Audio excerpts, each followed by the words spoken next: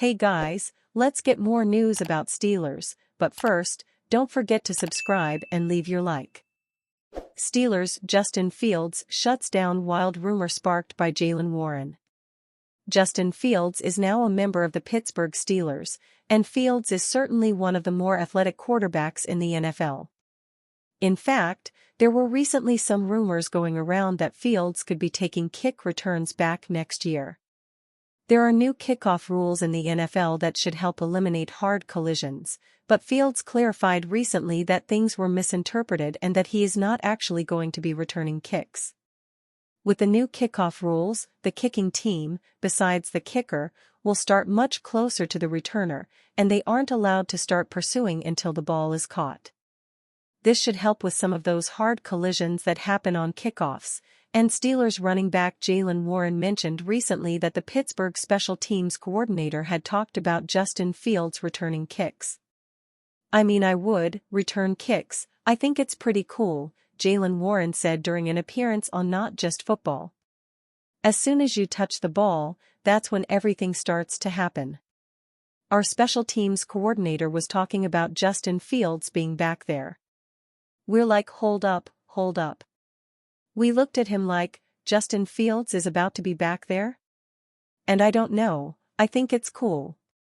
Fields was asked about that recently as it came as a big surprise to most people. You don't want a QB getting hurt, so putting him on kickoff duty would not be smart. Fields cleared the air and noted that it was all a misunderstanding. Nah, I think everybody kind of interpreted it wrong, Fields said, according to an article from USA Today.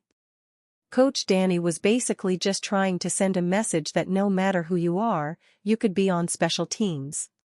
He just used that as an example. Justin Fields isn't the only QB that the Steelers picked up this offseason. Russell Wilson is also coming to Pittsburgh, and most people are expecting Wilson to end up winning the starting job. Russell Wilson was one of the best QBs in the NFL when he played for the Seattle Seahawks, so when he moved to the Denver Broncos, people expected them to be great. Who knows why, but Wilson just hasn't been the same since he left Seattle. He struggled in Denver, and things just never worked out for him there.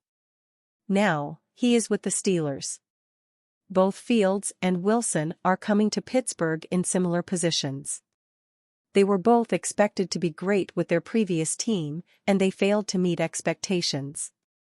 Now, they are coming to Pittsburgh with something to prove.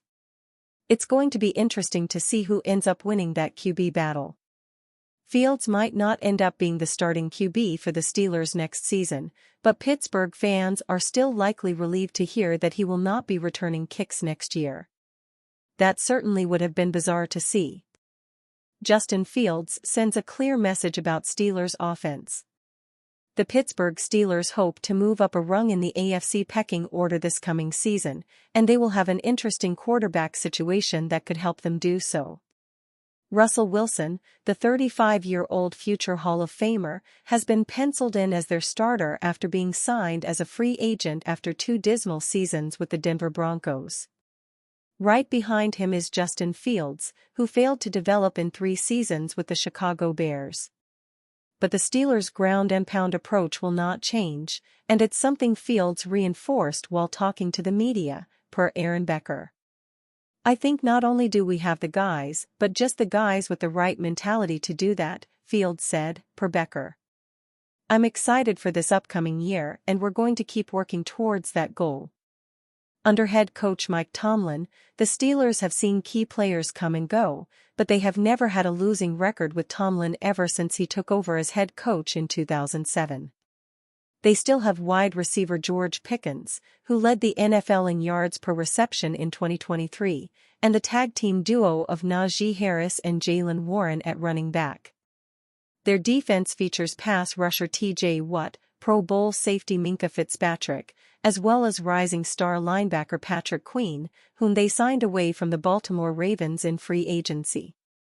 There are many people who feel Wilson will struggle at some point this season and open the door for Fields to possibly take over as Pittsburgh's QB1.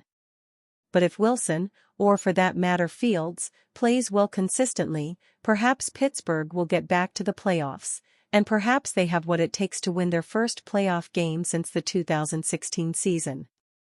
Should Steelers bring back Juju Smith-Schuster if released? The Steelers lost a clear-cut starter when they traded Deontay Johnson, and have not added a replacement since then. They have endeavored to acquire candidates, most notably third-round selection Roman Wilson, but none that are a sure bet. Former Steelers Wr Juju Smith-Schuster doesn't fall into that category either. However, that doesn't mean there's no reason for the Steelers to consider a reunion. As with everything else, it hinges on the price tag, and this may be academic to begin with. The Patriots owe Smith-Schuster his $7 million base salary, which they guaranteed. They must be willing to eat that in order to release him, but they would also save $7.5 million next year. Really, even as a post-June cut, they stand to save very little in 2024 salary cap. But a new regime may have different priorities. Smith-Schuster is far from the rising start who made the Pro Bowl back in 2018, which nobody disputes. However, he surely can't be the same player who caught 29 passes for 260 yards last year. After all, he put up much better numbers a year earlier with the Kansas City Chiefs. One major concern about signing Smith-Schuster is his health. It's the chief concern Alex Kozora raised recently in arguing against the Steelers pursuing him. But you mitigate injury concerns with a favorable price tag. If, for example, Smith-Schuster is willing to sign a veteran salary benefit deal, then you introduce minimal risk in signing him. The Patriots already owe him $7 million, and it's not clear that his current market is very far above the minimum salary, anyway. The premise rests on the idea that the Steelers can sign Smith-Schuster relatively cheaply. Bad knees and all, is he worth signing to compete with the Van Jeffersons and Quez Watkinses of the roster? Would he be one of the Steelers' 3 best wide receivers right now if he were on the team? Odds are the Steelers never even have to consider this question. Given the likelihood that they are still looking to add a wide receiver, however, it's perhaps worth us considering. The Steelers' 2023 season has been put out of its misery, ending as so many have before in recent years, a disappointing, blowout playoff loss. The only change-up lately is when they miss the playoffs altogether. But with the Buffalo Bills stamping them out in the wild card round, they have another long offseason ahead. The biggest question hanging over the team is the quarterback question.